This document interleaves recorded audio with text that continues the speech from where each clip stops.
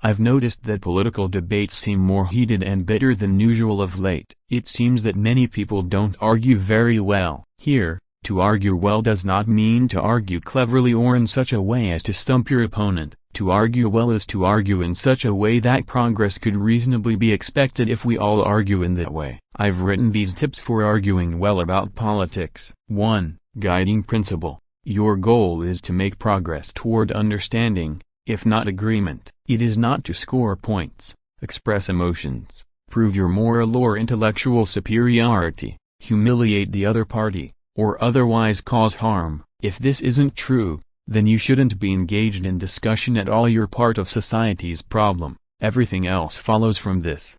2. Do not beg the question. Do not assume what needs to be argued for. This includes a. Do not give ideologically slanted examples.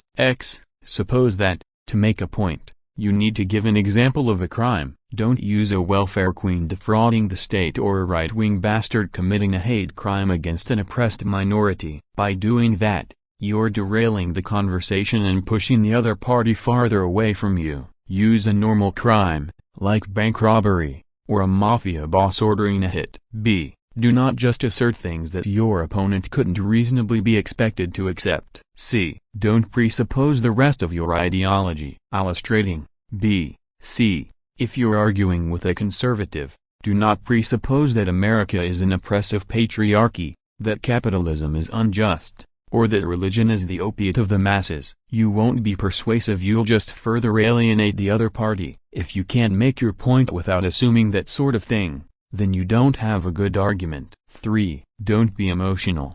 If you are angry, offended, or otherwise emotional, then you are unlikely to argue well. If you feel yourself starting to get angry, pause and take a breath, quietly, not aloud, exasperated breath. Do not respond until you feel calm. If you can't suppress your anger, then you shouldn't discuss politics. 4. Don't make it personal. A major way in which political discussions fail is that they degenerate into personal attacks. To avoid this, a. Do not discuss your interlocutor's personal traits. Do not make remarks about the other party's character. Do not speculate about their motives or discuss their level of knowledge or intelligence. Don't do it directly, and don't do it by implication. Do not, for example, say I thought that a compassionate person would say, ...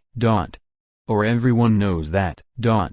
followed by something the other person disagrees with, or you seem to be ill-informed. Do not needlessly make claims that in any way imply that your interlocutor has acted immorally, stupidly, etc. B. This includes statements about people your interlocutor identifies with or admires. If you're talking to a Catholic, do not make disparaging remarks about Catholics, or the Pope, or Jesus. If you're talking to a liberal elite, do not make disparaging remarks about liberal elites, or professors, or journalists. Do not needlessly attack the character or motives of politicians that your interlocutor probably voted for, or would have voted for, either. C. Exception. If the negative remarks are the actual issue, none of the above is to suggest that you may not say what is necessary to defend your view on the actual issue. Example, if you're debating whether gay marriage should be allowed, and your view is that it shouldn't be allowed because homosexuality is wrong, then you can say that hey, even if, for example, your interlocutor is gay. Or, if you're debating whom one should vote for in the election, and your view is that Trump should not be elected because of his bad moral character, you can say that, even if your interlocutor loves Trump, but do not go an inch beyond what is necessary to make your point on the issue. For example, don't discuss how Trump supporters are idiots. D. There is no place for sarcasm. If your interlocutor advocates open borders, your objection cannot be, yeah, because everyone knows that the rest of the world is totally friendly and no one would ever want to hurt us. Let R equals, the rest of the world is totally friendly and no one would ever want to hurt us.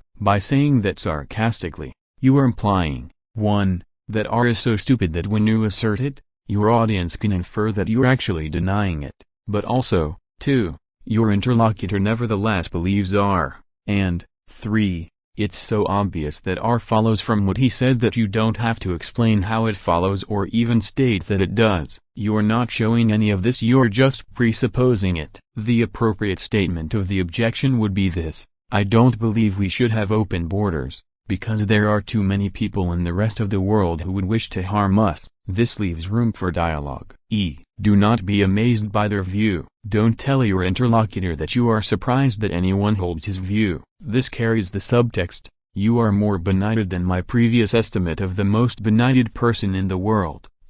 Don't needlessly take things personally. If your interlocutor has not done anything insulting other than defending his view on the issue under discussion, do not take offense, and do not state that you are offended. Doing so converts a discussion of the issue into a personal contest. Example, if the issue is why are there fewer female than male mathematicians?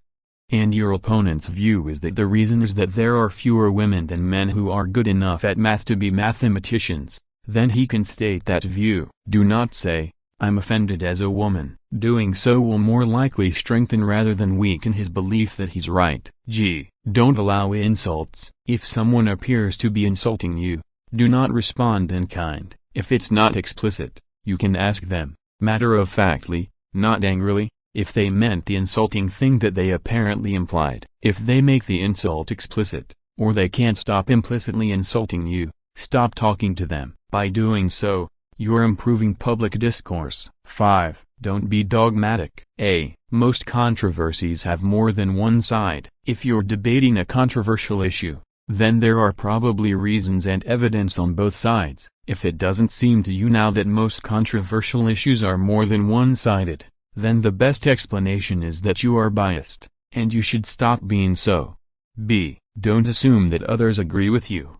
About moral, political, and philosophical questions, people share our opinions a lot less than we would naturally think. So you can't assume, when you give an example, that other people will have the same intuitions about it. If you presuppose certain premises that seem obvious to you, other people will very often not follow your argument. And even when people appear to agree with you, they often disagree at a deeper level.